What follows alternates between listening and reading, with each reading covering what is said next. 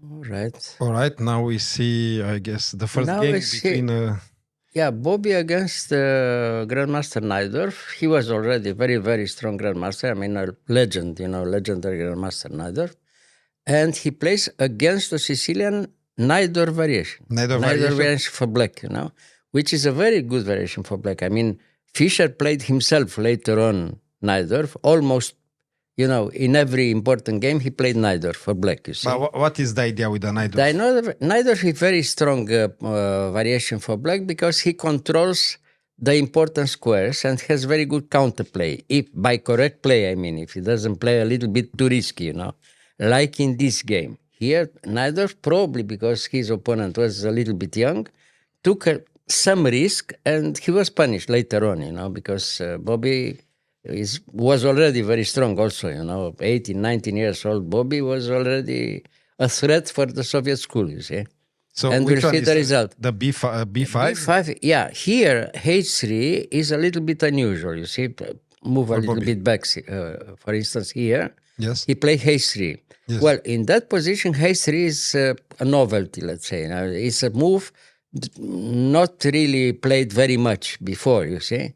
The normal lines in that position are Bishop E2, quiet, more quiet, played nowadays by Karpov himself and by many other important Soviet players, Russian players, Geller and so on. Then Sozin is with Bishop C4. That was later on Fischer's specialty. He played almost in every important games. Against Najdorf, he played the Bishop C4. Another line is this line was Bishop G5. Bishop G5, also very important line for white, you see, main variation. Or even F4. F4 also is another very good move, you see, very, sharp one. H3, okay, is a possibility. And after H3, black, if he continues with E5 or E6, we have more or less a normal position, you see, here. But B5 accepts the challenge and the black takes some risks, not too many, but some risks, yeah. Okay, and now the small surprise, knight D5. Well, here, for instance, if you play knight BD7, the first moment, knight BD7, very big mistake. You lose immediately after knight BD7, knight C6, and you resign. You lose the queen. Oh, okay. Yeah, so of course, very big mistake. But you see there already some dangers. Yes. So after knight D5, what did he play? Bishop B7, yeah. He could maybe take in E4, but also very, very risky, you see, if he took in E4 also, instead of Bishop B7. Well, all right, so instead of that, he took in Bishop B7, he took in F6, now he took, and now the position is very unbalanced, you see, it's very unclear what happens here, Black can win a pawn, but white has a very strong initiative, you see. I mean, now if you take in E4, you are simply worse. After C takes B5, already clearly better for white, you see. Yes. Because the king is not so well on G8, you have double pawns in F6, white is clearly better, So right, he decided to take the pawn, but it's unclear, you see. So and now he took in E4, and from here it will be very complicated and very nice for white, you see. Okay, he sacrificed the pawn, he castled. No, all right. So black continues, E5, D5, okay. So now rook E1, of course, normal. You have to play very active with white, very actively, because if you give some possibility to play 2-3 moves for black, I mean, he has a good position, So very quickly you have to do something with white. Rook E1 is all right, and now black continues with E5. Here it wasn't possible to pick up this pawn. If he takes, it's already very dangerous, Probably you can lose quickly, if you play like this. I mean, if you take there, for instance, let's say Queen A4 check. What do you play? I don't know. Maybe very unpleasant, Maybe Knight C6. Maybe some other move. Okay. Yeah, maybe Knight. No, not F5 doesn't win immediately, but Knight C6 is probably okay. Yeah, And it's very unclear what happens here. If you don't get mated, it's a very big surprise, you see, with black, you see. No, it's very complicated, but sure not good, to take the pawn in g2. But all right, he played normally, b5. And now after e5, look, every piece is unprise, every piece is attacked. Yeah. But black must defend, and it's very unpleasant position. Therefore, you see. Now first surprise, very normal move, queen a4 check, very strong. And now the first surprise is here after queen d7. If he could play queen d7, he has a good hope to resist. But it's bad, because after queen d7, probably I lost already after bishop b5. This one, yeah. Yeah, and he loses at least the exchange, and the attack continues. This is bad, Not only that he loses the exchange, but the attack continues, Yeah. So, okay. So after the queen there, knight d7. Now, again, very strong, he takes. He gave an exchange for initiative, very strong initiative for white, and very unpleasant because the structure, the pawn structure is very bad. You are not Zugzwang, but it's very unpleasant. You have almost no moves here with black, you see, no good moves, yeah.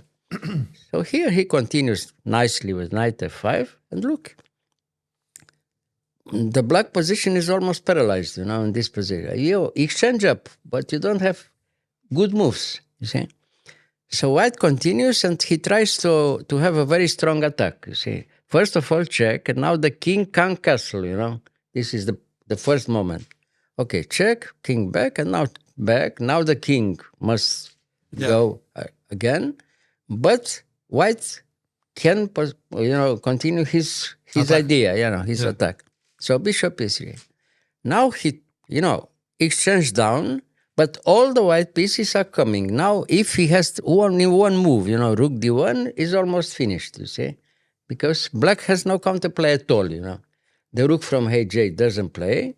The rook from a8, for the moment, doesn't play too much. No coordination. The knight from f5 is fantastic, you see. The knight from f5 controls everything. Okay, so queen b6, well, more or less the only move, you see. So rook d1, no? Rook d1. And he has to defend, of course, now. All right, rook a7. And now, rook d6, move by move. Even toujours, each move is a little bit worse for black, you see. Mm-hmm. So rook d6, he has to go back now. And now, queen b3, no? Here, he could almost resign in this position, you see. What did he play here? Queen c7. The only move again was rook f8 instead of queen c7. This also lost, because one check was enough, He had time to give one check, was finished. Yeah. So after queen c7, he had time to give one check, okay? And now bishop e6. And here, what did he resigned or not yet? He resigned. Here. It's completely hopeless a position. Look, the rook from h8, exchange up for black. Yeah. Couldn't play one move. Until now. Catastrophe for black, you see. Yeah. It was really very funny because afterwards, I think I told you before, it was my first Olympic Games, the first Olympiad in Varna in 62. Yeah, I was there. And I was looking, of course, I was curious. I saw for the first time, the world's elite, the best grandmasters and so. And everybody was very impressed by Fischer, of course. But for Fischer was the second Olympic Games, the second Olympiad. He played first in Leipzig in 1960.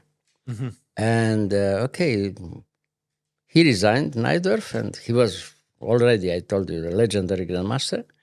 And jokingly like this, he told Fischer, how is this possible? A young guy like you don't show any respect, So Fischer was a little bit surprised because he didn't know it was a joke or Najdorf was speaking seriously, Well, afterwards, they became very good friends. And so, but look at this, Yeah. Completely destroyed the black position, Exactly, yes. Playing like a very beginner. Yeah. Small mistake, only one small mistake. He took some chances by taking the pawn, Mm-hmm, mm-hmm. Well, look the result. Poison pawn. Terrible. Yeah. Nice. Thank you. You're welcome.